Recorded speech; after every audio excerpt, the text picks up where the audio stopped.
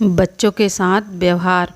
8 साल के रोहन ने ट्रैफिक सिग्नल पर भीख मांगते बच्चों और औरतों को देखकर अपने पापा से पूछा, पापा, यह लोग भीख क्यों मांग रहे हैं? बेटा, यह इन लोगों के पैसे कमाने का तरीका है।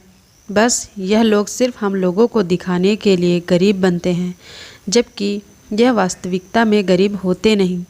इन लोगों से प्यार से बात करो, सर चढ़ जाते हैं। उनको भगाने का यही तरीका होता है, इसलिए उनको डांटकर भगाया। उमेश ने अपने बेटे को कहा। यह बात सुनकर रोहन की मम्मी रीना ने घर आकर उमेश से कहा, तुम हर बात में रोहन को पैसों की बात क्यों बोलते हो? क्या ज़रूरत थी उसके सामने ऐसे बात करने की? अभी वह बच्चा है, अभी वह यह सब नहीं समझता। अच्छा, अब तुम बताओगी कि मुझे क्या करना है और रोहन से कैसे बात करनी है? वह आज के ज़माने का बच्चा है, उसको सब पता होना चाहिए। मुझे उसको तुम्हारी तरह इमोशनल फूल नहीं बनाना, समझी? अब जाओ, जाकर पानी लाओ। रीना उमेश के व्यवहार से बहुत परेशान रहती। लाख समझाने पर भी उमेश कोई भी बात बिना सोचे समझे रोहन के सामने बोल देता। उमेश हर बात को पैसों से ही तोलता, खुद को स्मार्ट और बाकी सबको बेवकूफ़ ही समझता। एक दिन उमेश और रीना के बीच बैंक लोन की बात को लेकर रात में बहस हो रही थी।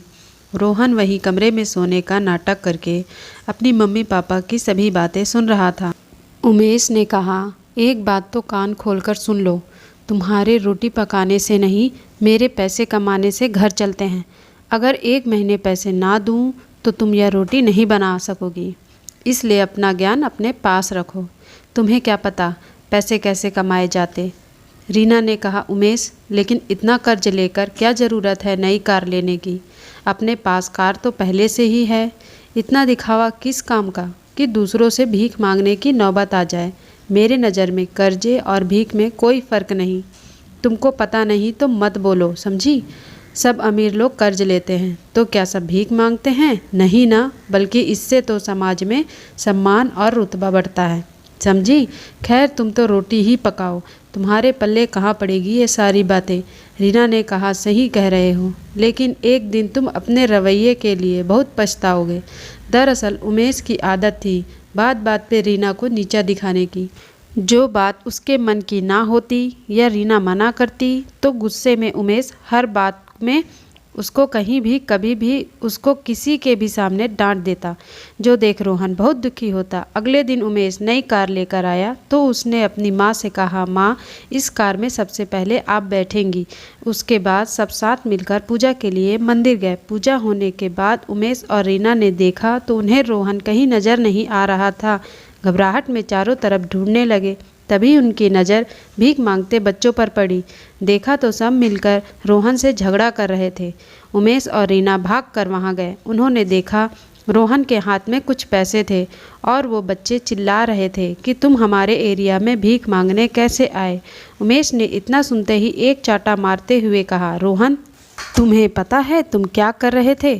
तुम्हें क्या ज़रूरत आन पड़ी? सब कुछ तो दिलाता हूँ तुमको जो तुम्हें चाहिए, फिर यह भीख क्यों मांगी तुमने? रोहन ने रोते हुए कहा, मैं तो मम्मी के लिए पैसे कमा रहा था ताकि मम्मी को प्यार करो, डांटो नहीं, जैसे आप दादी को प्यार करते हो। मैं भी अपनी मम्मी को करता हूँ। आप पैसे कमाते हो इसलिए आपको और दादी को कोई कुछ नहीं कहता, लेकिन मम्मी को आप हर बात में गुस्सा करते हो। आप भी तो कार मांग कर ही लाए हो। आपकी और मम्मी की मैंने कल रात की सारी बातें सुन ली थी। मैंने इस लड़के से पूछा कि तुम भीख क्यों मांगते हो, तो उसने कहा अपनी मम्मी और भाई का पेट भरने के लिए। तो मैंने इस लड़के से कहा कि तुम मुझे कुछ पैसे कर्ज दे दो, मैं तुम्हें बाद में दे दूँगा। तो इसने कहा कि मुझसे भीख मांगने से अच्छा तुम भी यहीं खड़े होकर मेरी तरह भीख मांग लो, तो शायद तुम्हारी ज़रूरत पूरी हो जाए। फिर मुझे याद आया कि आपने ही कहा था कि भीख मांगना भी पैसे कमाने का एक तरीका है, इसलिए मैं यहाँ खड़े होकर भीख मांगने लगा। रीना और उमेश आश्चर्य से एक दूसरे को देखने लगे।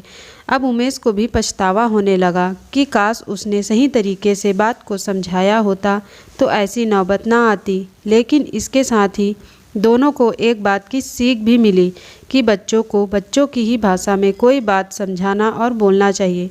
बच्चा चाहे सो रहा हो या जगा हो, कभी भी उनकी मौजूदगी में आपसी मतभेद को जाहिर नहीं करना चाहिए, क्योंकि बच्चा माता पिता के सिखाने से ज़्यादा उनका व्यवहार देखकर सीखता है।